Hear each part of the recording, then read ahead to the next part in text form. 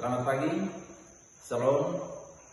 Perkenalkan, nama saya Petrus Sambode, guru pendidikan agama Kristen di SD Gemimeti, Kabupaten Halmahera Utara, Maluku Utara. Sekaligus mahasiswa PPG dalam jabatan di LPTK Yakin Ambon dengan NIM 15 20 25 0104 2200. Hari ini saya akan melaksanakan praktek pembelajaran uji kinerja pada siswa kelas 6 dengan materi melayani sesama. Selamat menyaksikan. Selamat pagi anak-anak. Selalu semangat pagi. Apa kabar hari ini? Luar biasa. Yesus Yesus. Sehat semua? Sehat. Sudah siap untuk belajar? Sudah. Oke, bersyukur pada Tuhan atas kasih dan anugerah Tuhan karena sepanjang malam Tuhan sudah jaga, pelihara, sehingga Tuhan bisa bangun di pagi hari ini datang di lembaga pendidikan SD Gemimeti ini untuk Tuhan apa hari ini? Belajar. Sudah siap untuk belajar toh? Sudah. Oke. Hari ini Tuhan akan belajar agama Kristen dengan tema melayani sesama. Tetapi seperti biasa, sebelum kita belajar, kita harus mengawali dengan Doa. Oke, yang telah ditunjuk atau yang bertugas di hari ini untuk memimpin pujian dan doa, silakan. Teman-teman, sebelum kita berdoa, mari dipersilakan semua berdiri. Kita menyanyi selamat pagi Tuhan 1, 2, 3. Selamat pagi Tuhan, lakukan terima kasih. Tuhan sudah jaga saya tiap hari. Matahari bersinar, burung bernyanyi, bertambah-tambah dalam cintanya. Mari kita berdoa. Tuhan Yesus, sedang kami belajar, Tuhan Yesus sudah kami bimbing kami supaya ada guru-guru kami dari itu kami bisa mengerti dengan baik. Bila doa kami, terima kasih, amin. Ya, terima kasih. Silakan kembali. Ya, terima kasih Akmi yang telah memimpin kita dalam doa di saat ini. Sebelum kita belajar, kita akan mendengarkan absen dulu.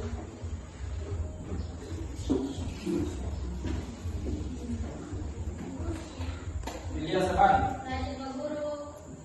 Adi Ibu Amati, Adit Pak Guru. Kiren, Kiren Sabita, Duncan, Adit Pak Guru. Christopianus Benang, Adit Pak Guru. Martensya, Adit Pak Guru. Israel Benang, Adit Pak Guru. Jason Claudia Guru, Adit Pak Guru. Nofis Macareni, Adit Pak Guru. Sergio Benaki, Adit Pak Guru. Tania Magogo, Adit Pak Guru. Desda. Adit Pak Guru.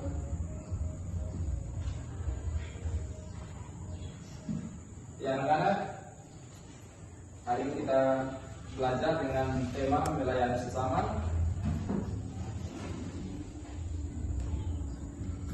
Tadi kita sudah mengawali dengan doa.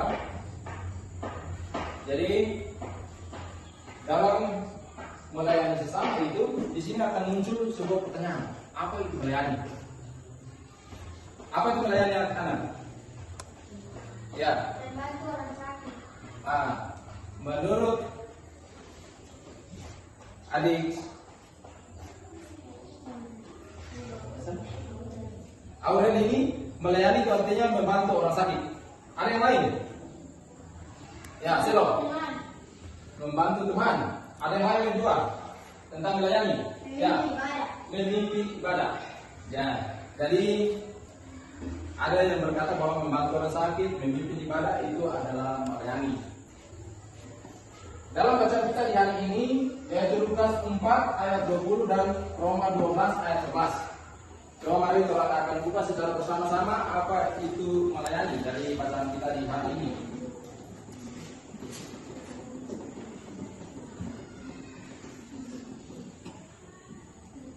Ada yang sudah dapat anak-anak? Belum? Oke, Pak Guru membacakan Lukas 4 ayat yang ke-20. Kemudian ia menutup kitab itu, memberikannya kembali kepada pejabat, lalu duduk, dan maka semua orang dalam rumah ibadat itu tertuju kepadanya. Jadi ini cerita tentang Yesus, bagaimana Yesus melayani di rumah ibadat. Nah, jadi Yesus membaca kitab suci, kemudian Yesus menyerahkan kepada pejabat. Kemudian macam yang kedua kita akan melihat bahwa dalam Roma pasal yang ke-12 ayat yang ke-11. Di sana dia apa yang dikatakan? Janganlah hendaknya kerajinanmu kendor, biarlah rohmu menyala-nyala dan layanilah Tuhan. Jadi biarlah rohmu menyala-nyala dan layanilah Tuhan. Itu dari Roma 12 tentang melayani. Sekarang kita akan melihat bagaimana atau apa pengertian melayani menurut Kamus Besar Bahasa Indonesia. Jadi menurut Kamus Besar Bahasa Indonesia itu melayani itu berarti membantu, menyediakan atau mengurus apa yang diperlukan orang lain. Jadi itu pengertian yang pertama. Pengertian yang kedua itu menyuguhkan makanan atau minuman kepada seseorang. Dan yang ketiga yaitu menerima atau menyambut. Jadi melayani menurut Kamus Besar Bahasa Indonesia itu kurang lebih ya 3. Ada beberapa tapi Pak Guru hanya ambil 3. Ada pandangan secara umum tentang melayani. Jadi pandangan secara umum tentang melayani itu berarti melayani dapat diartikan sebagai tindakan membantu. Jadi ada tindakan membantu, menyediakan atau mengurus sesuatu untuk orang lain, baik dalam bentuk fisik. Jadi dalam bentuk fisik ini orang bisa melayani, tetapi juga dalam bentuk non fisik. Jadi kalau fisik itu berarti secara langsung, kalau non fisik itu berarti orang memberikan bantuan lewat memberikan kekuatan, dorongan, semangat. Itu berarti memberikan bantuan secara non fisik. Melayani menurut konsep Kristen. Jadi ada beberapa pengertian. Sekarang kita akan melihat menurut konsep Kristen itu semua tindakan baik yang dipikirkan, diucapkan dan dilakukan selalu sesuai dengan pikiran dan perasaan Yesus. Jadi itu yang pertama. Yang kedua, memperhatikan kebutuhan sesama manusia, kemudian berupaya untuk dapat menolong dan melindungi. Jadi orang berupaya untuk menolong dan melindungi, membantu kebutuhan itu. Sekarang kita akan masuk dalam ciri-ciri melayani. Apa? Rendah hati, kemudian sayang, kemudian mengutamakan kebutuhan orang lain, dan lain-lain. Jadi ada banyak ciri orang yang melayani, tetapi Bapak Guru hanya ambil beberapa contoh bagaimana atau apa ciri orang yang melayani. Sekarang kita akan masuk dalam tujuan melayani. Nah, tujuan melayani ini yang pertama itu menyatakan kasih Allah kepada semua orang. Jadi tujuan kita melayani itu artinya orang mau menyatakan kasih Allah. Kasih yang orang sudah dapat dari Allah itu orang mau menyatakan kepada orang lain. Nah, itu yang pertama. Kemudian melatih kesabaran dan kerendahan hati. Di dalam orang melayani itu melatih orang punya kesabaran dan kerendahan hati. Setelah itu orang mendekatkan diri kepada Tuhan melalui orang lain. Jadi proses orang untuk mendekatkan diri kepada Tuhan tetapi melalui orang lain. Nah, itu. Jadi kemudian sebagai sebuah tanda hidup yang berkecukupan. Jadi sebuah tanda hidup berkecukupan itu bukan hanya materi. Orang bisa, kalau orang yang membutuhkan orang bisa layani dengan materi. Tetapi tadi yang sudah kau sampaikan, orang bisa memberikan orang juga dalam bentuk non materi, yaitu memberikan semangat, dorongan, kasih sayang yang orang bisa kasih. Itu berarti itu juga adalah melayani. Itu tujuan kita. Kemudian melayani menunjukkan kasih kita kepada Allah. Nah, bagaimana orang melayani? Berarti orang sementara menunjukkan kasih kita kepada Allah. Jadi dalam Matius 20 itu ayat 26, barang siapa ingin menjadi besar di antara kamu, hendaklah ia menjadi pelayan. Jadi ini kata Yesus, karena di sana ada perdebatan antara para murid, mereka ingin menjadi siapa yang terbesar, karena mereka semua ingin dilayani. Tetapi konsep Yesus itu berbeda. Yang ingin menjadi besar, yang ingin menjadi seorang yang dihargai itu harus menjadi pelayan. Nah, kemudian dalam Filipi 2 ayat yang ke-4 itu, dan janganlah tiap-tiap orang lanjut, hanya memperhatikan kepentingannya sendiri, tetapi kepentingan orang lain. Jadi di dalam melayani itu orang harus memperhatikan kebutuhan orang lain juga. Mengapa kita harus melayani? Nah, ini yang menjadi pertanyaan juga bagi kita. Kenapa orang harus melayani? Hah? Jadi melayani itu mendekatkan kita kepada kasih Tuhan. Jadi kita mengasihi Tuhan, kita orang melayani. Kemudian melayani kita menyebarkan kasih. Jadi Tuhan melayani itu Tuhan sebarkan kasih. Kasih yang Tuhan terdapat itu Tuhan harus sebarkan kepada orang lain. Dan yang ketiga, karena Tuhan telah melayani kita. Jadi Tuhan telah melayani kita. Hari ini saya Tuhan suruh layani. Tuhan supaya bangun orang dari tidur. Tuhan tuntun orang dari rumah ke lembaga pendidikan ini untuk siapa? Belajar. Itu berarti kasih Tuhan senantiasa menyertai kita. Tugas kita itu menyebarkan kasih Tuhan. Teladan Tuhan Yesus. Apa teladan yang Tuhan Yesus sudah berikan kepada kita?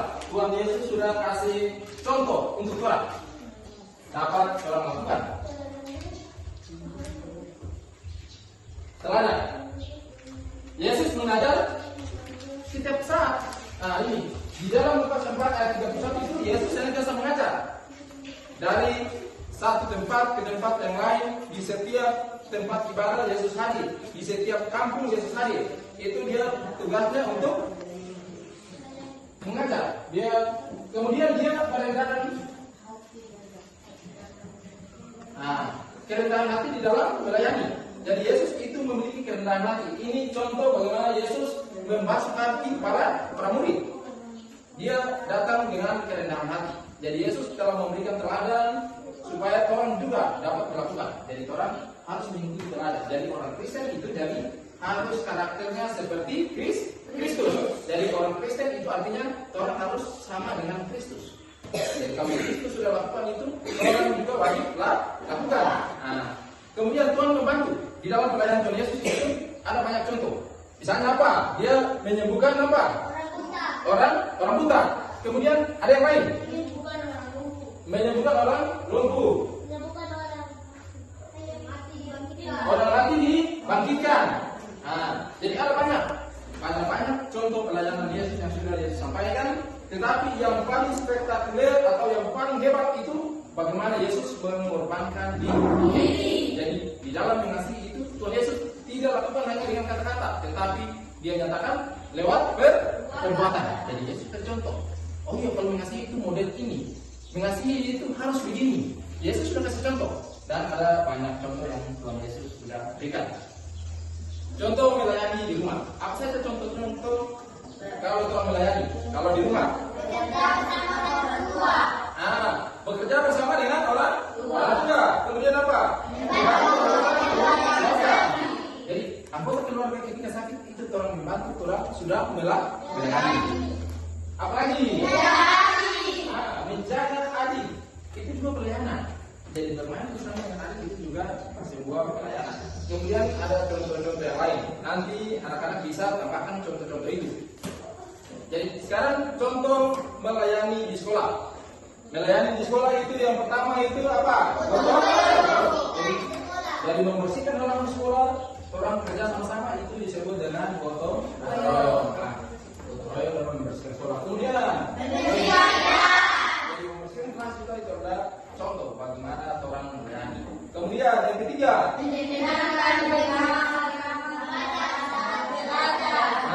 mendengarkan arahan guru, pengajaran guru pada saat belajar itu, atau mendengarkan teman pada saat diskusi itu juga orang sedang melakukan sebuah pelajaran. Jadi ada banyak contoh bagaimana itu orang harus melayani.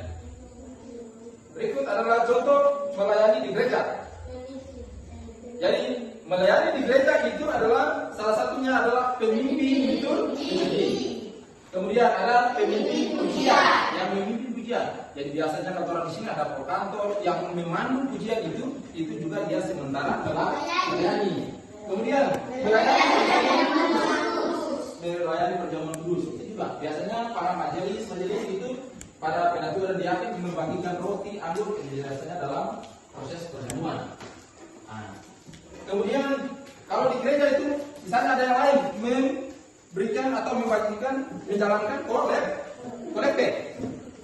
kolekte atau persembahan yang bawa kotak persembahan itu, itu juga kalau di gereja itu melayani. Yang menyambut tamu, ketika jemaat datang ada majelis yang sambut, memberikan senyuman, memberikan salam, itu berarti sebuah pelayanan.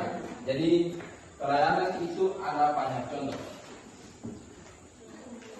Sekarang kalau akan masuk contoh, kalau melayani di masyarakat itu bagaimana? Dalam masyarakat juga itu, gotong royong juga itu sering diperlukan. Misalnya orang datang untuk kerja sama-sama, nyari rumah, tolong adakan bersih-bersih halaman ini atau menyambut Natal tahun baru, semua halaman dibersihkan. Jalan-jalan di Paris kemudian orang kerja secara bersama-sama membersihkan halaman dalam menyambut Natal tahun baru atau menyambut kemerdekaan. Biasanya ada kegiatan gotong royong.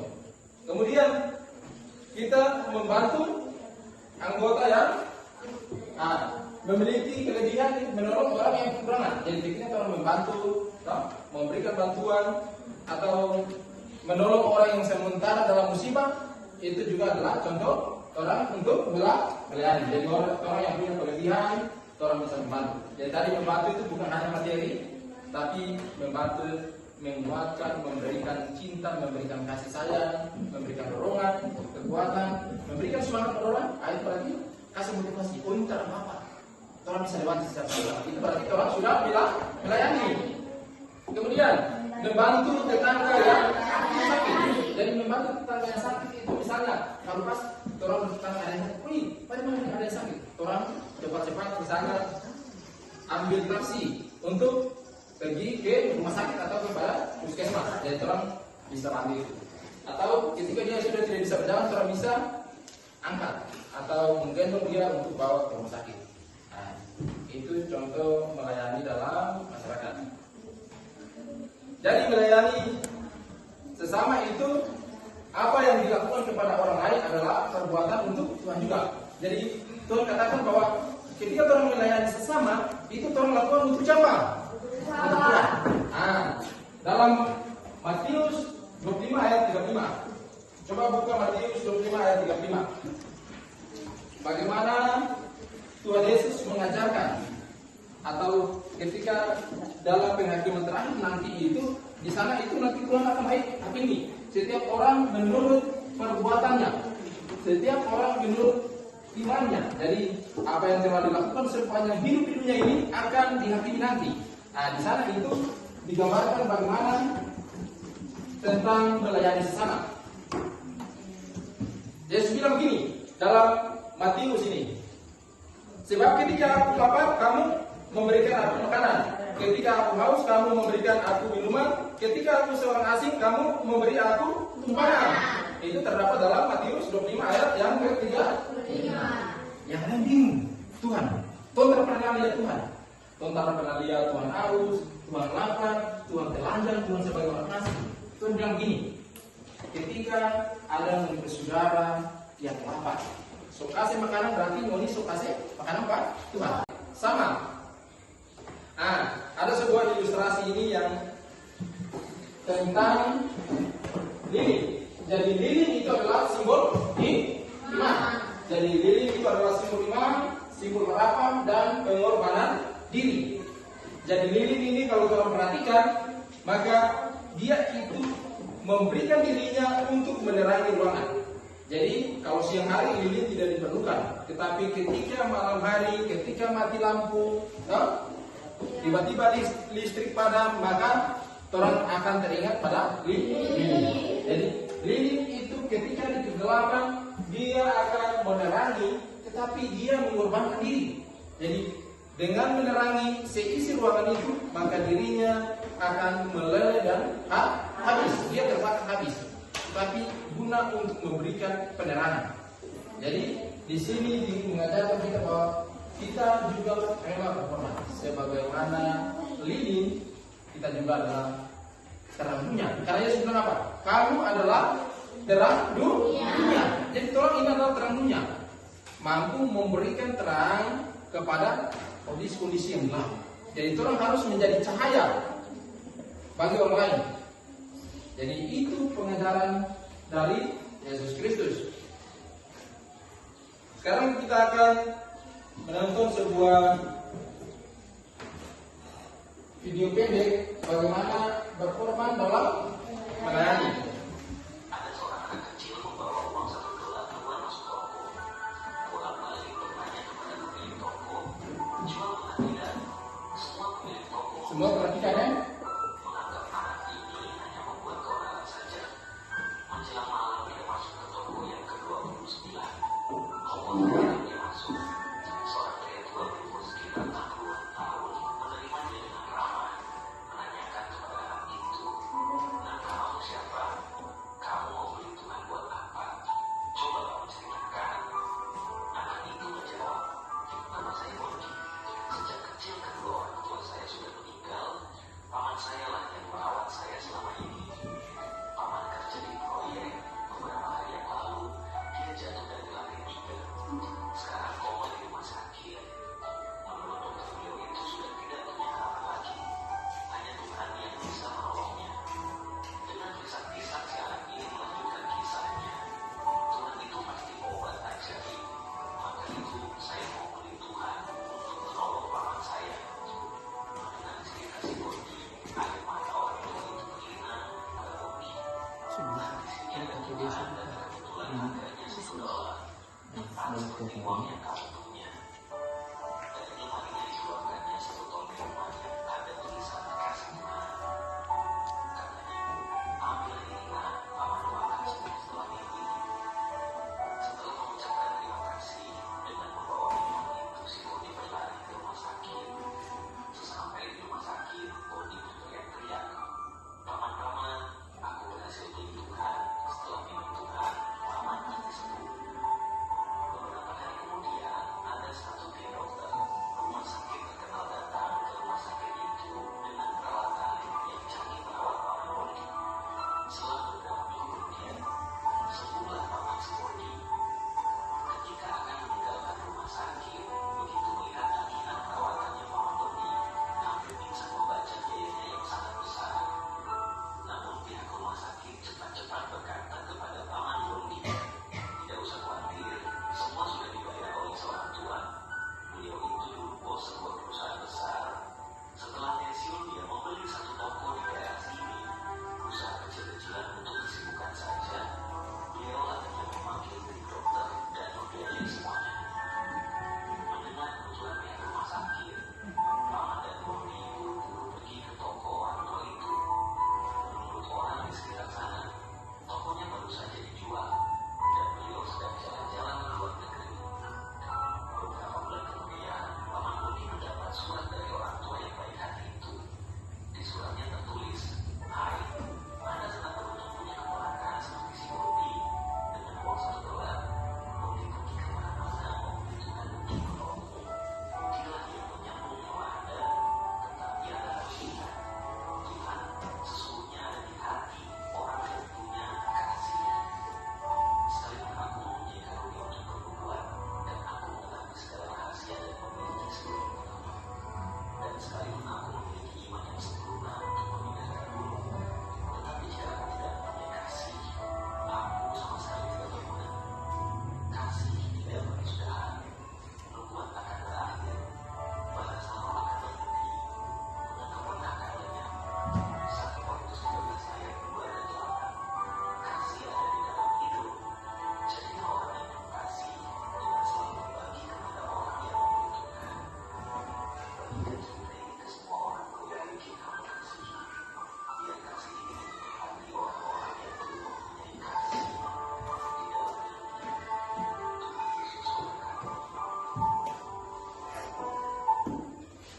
Ada seorang anak kecil membawa. Ya, dengan melihat sebuah video yang telah kita nonton secara bersama-sama, setelah ini nanti anak-anak akan mengerjakan lembaran kerja bagaimana itu tentang ibadah dan apa yang telah dirasakan ketika anak-anak melayani. Jadi pernah melayani di sini dari materi yang sudah Bapak sampaikan tadi. Adakah di antara kita yang sudah melayani? Tadi kalau sudah dengar dari ibu tadi tentang melayani, berarti secara tidak langsung orang semua sudah melayani. Jadi orang semua sudah melayani, pernah membantu orang tua, pernah kerja secara bersama-sama. Itu berarti orang telah melakukan sebuah pelayanan. Jadi apa perasaan ini? Perasaan ketika melayani Tuhan. Jadi dalam bentuk kerja sehari-hari, membantu teman, apa yang kamu rasakan?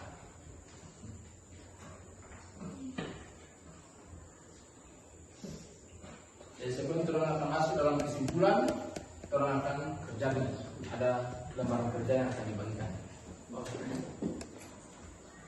Ya, setelah kita menonton video tadi, maka kita akan kerja di lembaran yang Bapak Guru sudah siapkan ini.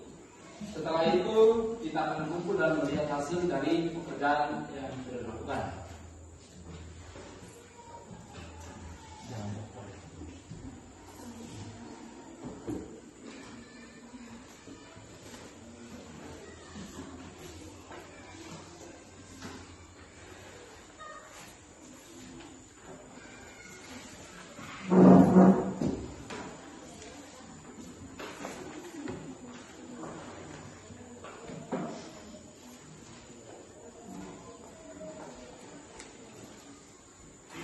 Jadi kerja setelah itu nanti kita akan lihat hasil pekerjaan kalian. Jadi kerja sesuai dengan tadi kita sudah lihat ilustrasi tentang lilin, kemudian bagaimana video tentang pengorbanan di dalam melayani Tuhan itu. Nah, setelah itu waktunya tinggal 5 menit. Jadi silakan periksa ulang apa yang belum dikerjakan atau apa yang masih sementara bingung, karena waktunya 5 menit. Jadi LKPD ini diberikan itu hanya khusus tadi untuk melayani sama. Jadi ada contoh-contoh tentang melayani, kemudian bagaimana perasaanmu ketika melayani. Nah, jadi nanti anak-anak gambarkan apa itu dan silakan. Ya, waktunya tinggal 3 menit. Setelah ini akan kumpul.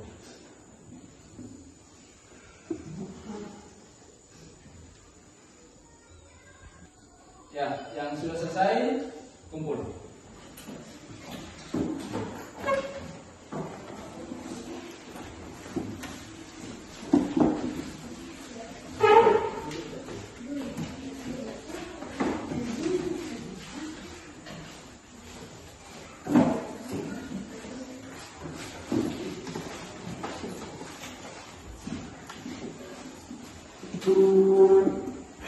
Ya.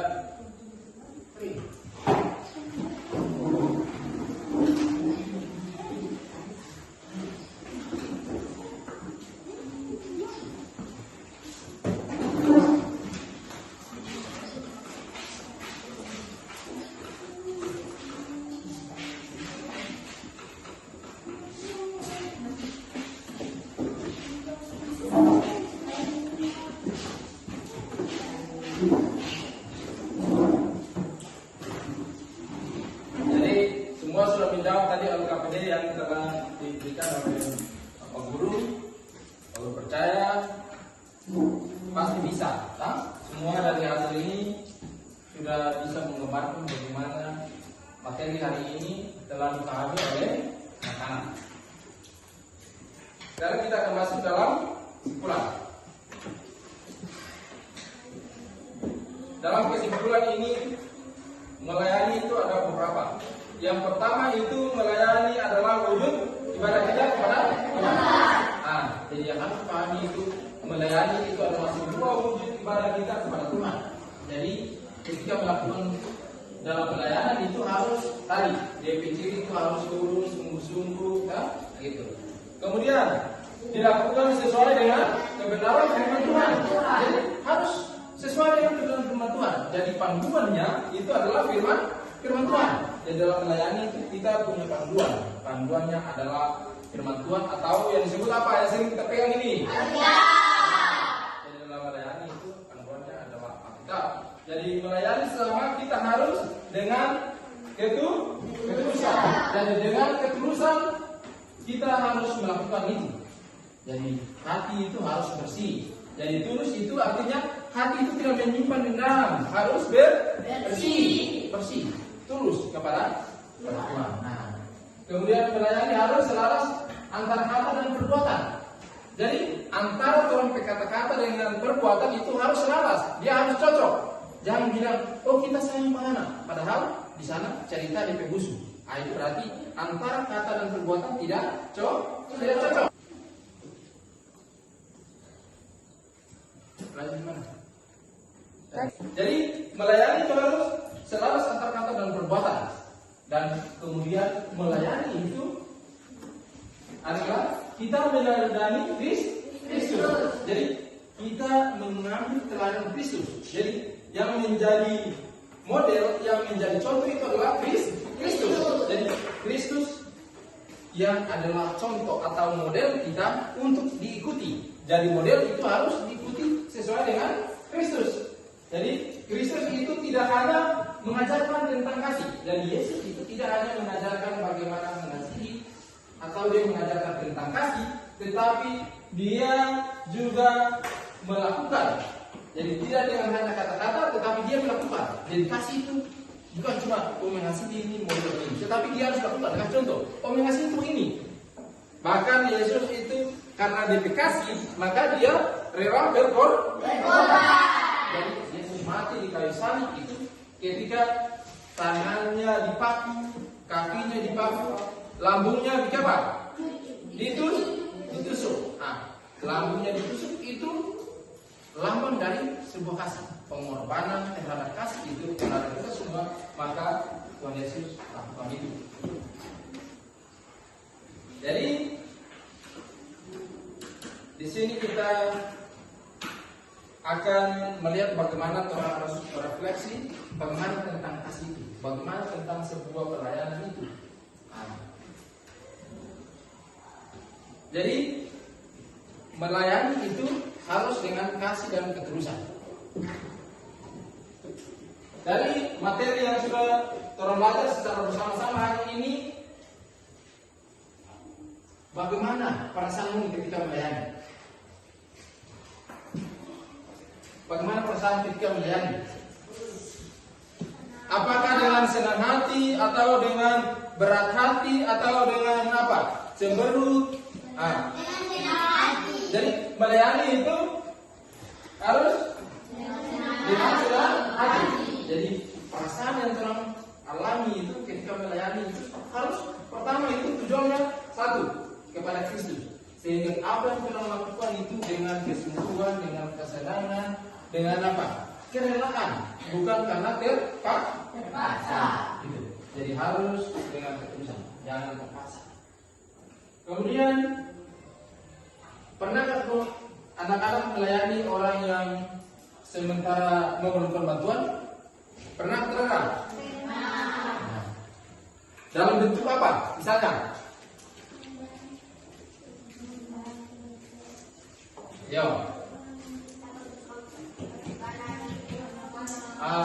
membagi makanan, apa lagi? Membagi makanan dengan teman kan? Apa lagi?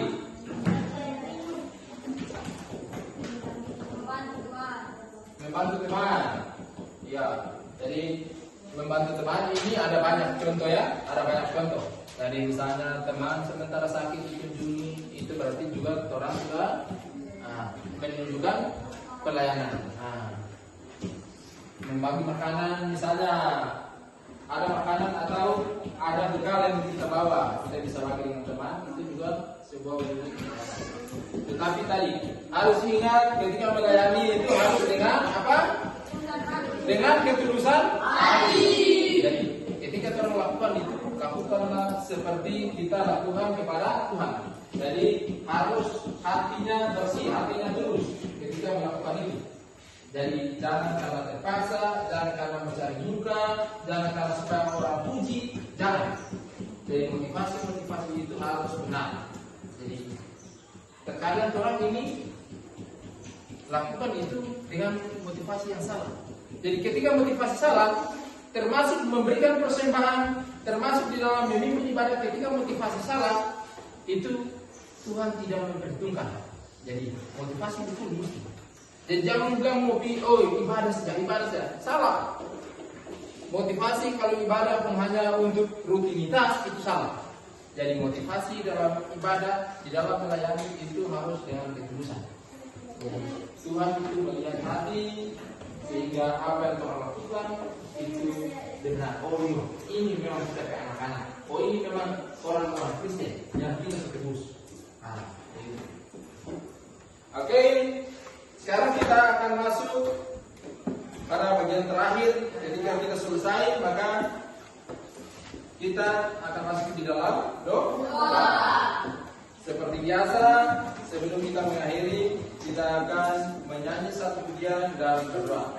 Kepada yang bertugas disilakan.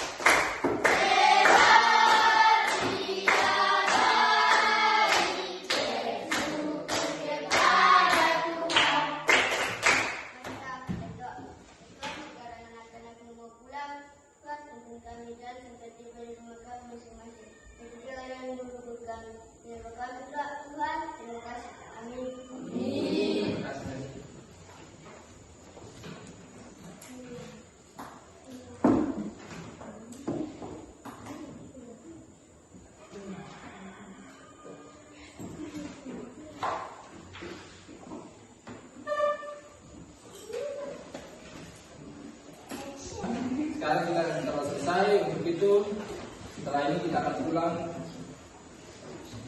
karena sudah selesai belajar. Untuk itu kita akan keluar dari ruangan ini, tetapi keluarnya beraturan. Kita lihat dari depan sampai ujungnya. Seperti biasa.